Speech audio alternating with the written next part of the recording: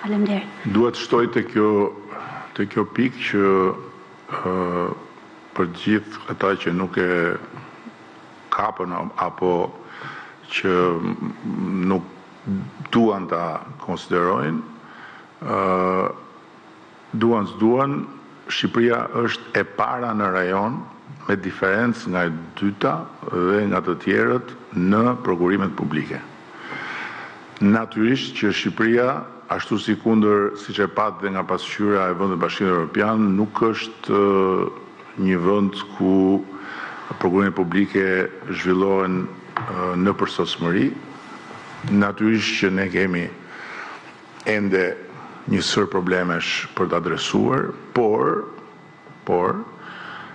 çfarë tregojnë këto rezultate dhe çfarë tregon ajo pasqyrë që e vendos jo nga ne, po nga institucionet që merren me këtë punë për llogaritë të Bashkimit Evropian, Shqipërinë në vendin e parë në rajon dhe në mesataren e vendeve të Bashkimit Evropian, është se lufta kundër korrupsionit në Shqipëri nuk është një luftë e cila zhvillohet vetëm në frontin e ri të krijuar me vullnetin e kësaj shumice që është fronti i drejtësisë, por është një luftë që zhvillohet me reformat modernizuese në bazë të asaj filozofie që unë e kam bërë qartë qysh përpara sa të vija në të detyrë, nuk janë njerëzit që korruptojnë sistemet, janë sistemet që korruptojnë njerëzit. Dhe sistemi i prokurimit publik që ne kemi ngritur vit pas viti në një proces transformues rrënjësor është gjithmonë e më pak i korruptueshëm. Ky është thelbi i asaj pasqyre. Termat e referencës natyrisht që janë pjesë e sfidës dhe për këtë arsye ne kemi vendosur prej disa vitesh një proces të brendshëm krejt të ri. Pra nuk ka më terma reference që shpallen arbitrarisht, po ka terma reference që shpallen pasi janë marrë në konsiderat të gjitha ankesat e operatorëve. Dhe ankesat e operatorëve nuk i merr në konsiderat autoriteti që shpall tenderin. Por ankesat e operatorëve trajtohen pikërisht nga Agjencia e Prokurimit Publik, që është autoriteti i epërm dhe nga Komisioni i Prokurimit Publik. Janë dy autoritete dhe duke ardhur dhe Komisioni, më lejoni të sjell në vëmendje faktin se njeriu që transformoi Komisionin e Prokurimit Publik u bë fatkeqësisht target i Baltës për një periudhë kohe, pasi për arsye siç ndodh normalisht në një shtet me një drejtësi të pavarur u mor nën hetim si rezultat i një denoncimi, po si rezultat i hetimit rezultoi tërësisht pa lidhje me asnjë lloj faj apo me asnjë lloj problemi. Por Balta që ju hodh dhe gjithçka që u bë për ta shkatruar personalisht dhe familjarisht, siç ndodh në këto raste, e bërit vetën dhe unë nuk më ka rënë në sy asnjë lloj reflektimi apo kërkesë ndjese nga askush, dhe kjo nuk është diçka që ndodh vetëm në Shqipëri, ndodh kudo, lidhur me ato që i bën atij njeriu. Gjithsesi, e solla këtu se nuk është i vetmi si shembull për faktin që në këtë proces ne kemi bërë transformim epokal. Duan apo s'duan ata që s'duan. Pyetje tjetër.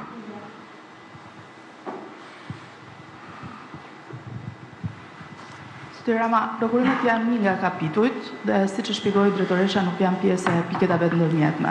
Duke qenë se nesër në Bruksel, grupi ambasadorëve do shqyrtojë raportin i parë, ju e keni shpjeguar, Ministri Ashton po ashtu e ka shpjeguar që në atë tryez Shqipëria nuk përfaqësohet, është Komisioni Evropian që përfaqëson Shqipërinë, por nga informacionet që mund keni dhe pritshmëritë tuaja, a mendoni që nesër do të kemi një miratim pozitiv të këtij raporti dhe një datë për konferencën ndërqeveritare që do të shënonte dhe nisjen e mbylljes së kapitujve të parë. Faleminderit.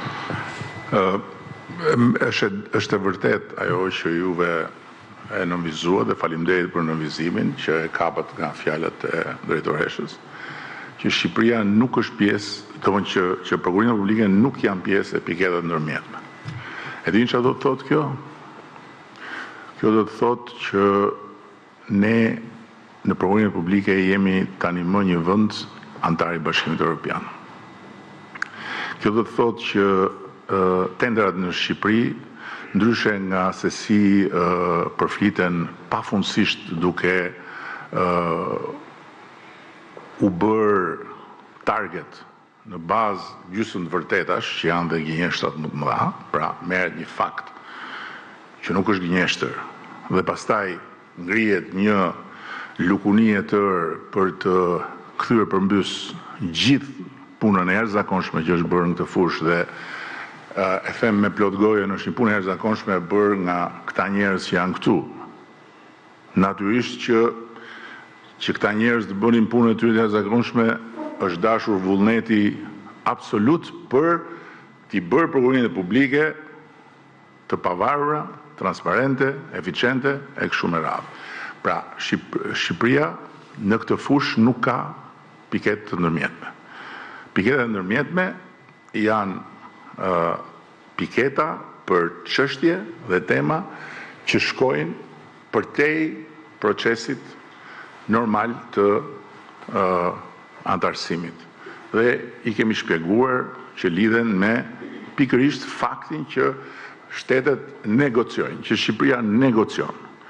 Ndryshe nga çfarë thuhet pa pushim dhe pa pikë përgjegjësie që negociata s'ka, se Shqipëria bën vetëm ç'a i thonë, ndërkohë që kjo nuk është e vërtetë.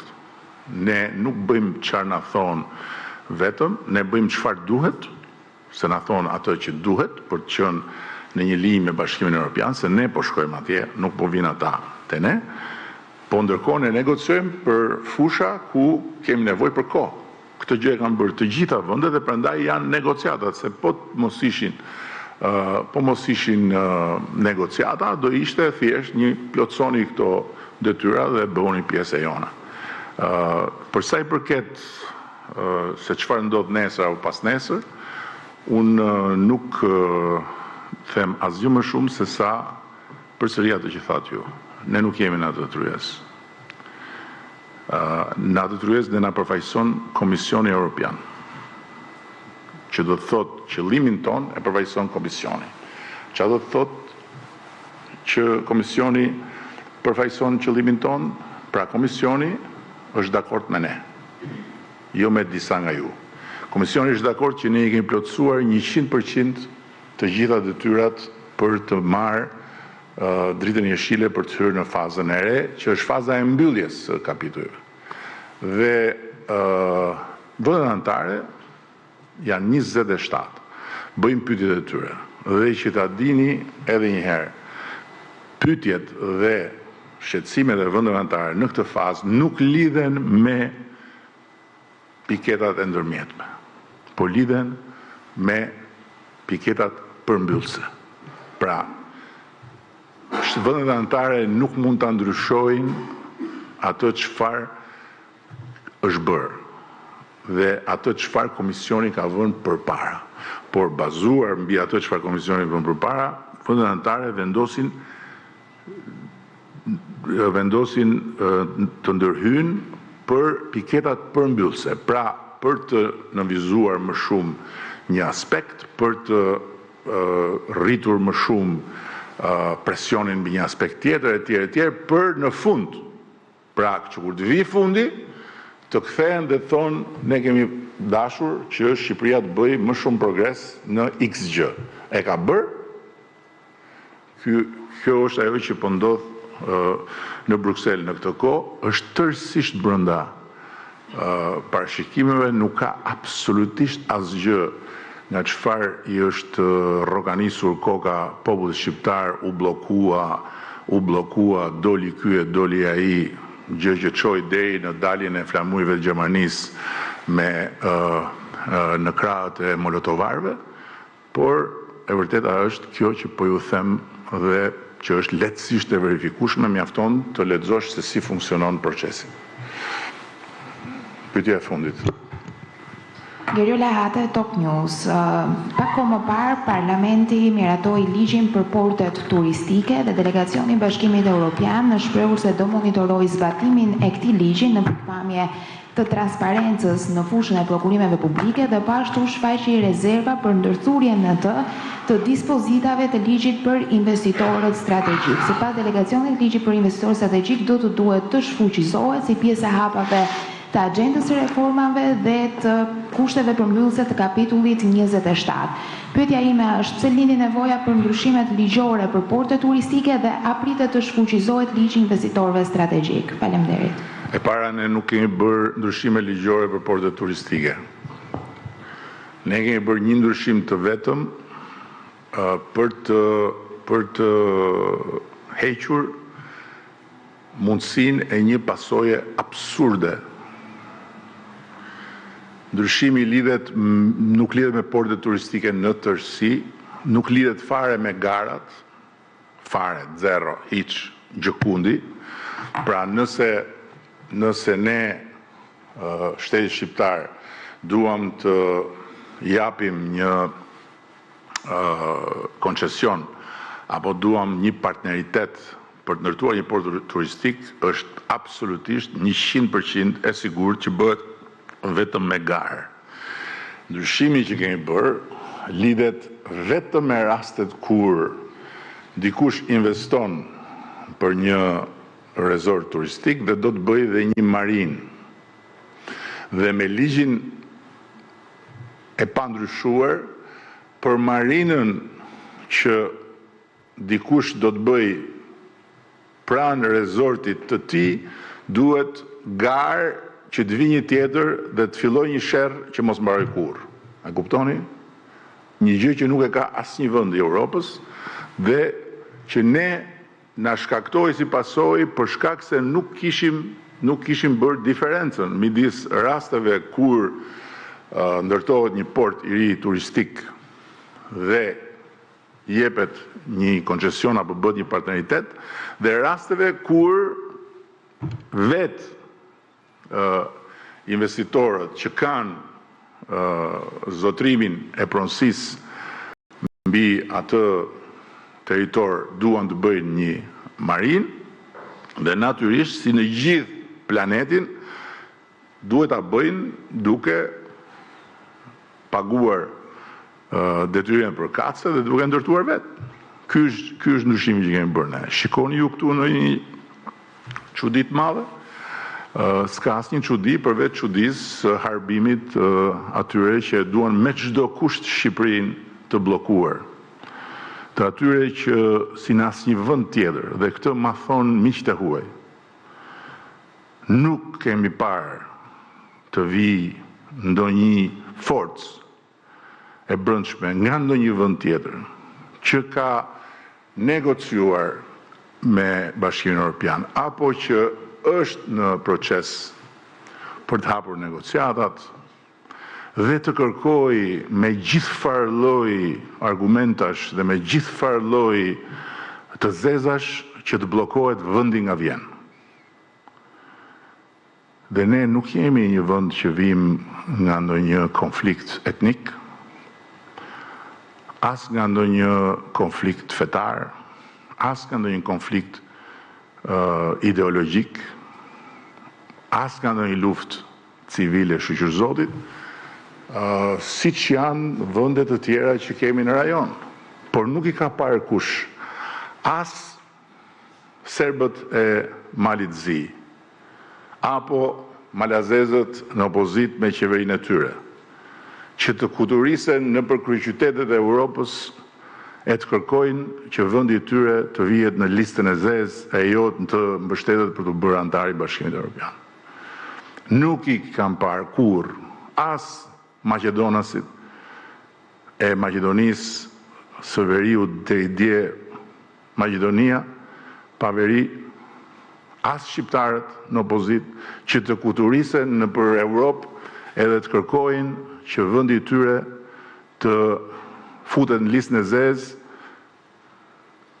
e të mos mbështetet për të shkuar përpara. Nuk i kam parë. Nuk kam parë askënd. Tani këto vende kanë pasur probleme të ngjashme me tonat, patjetër.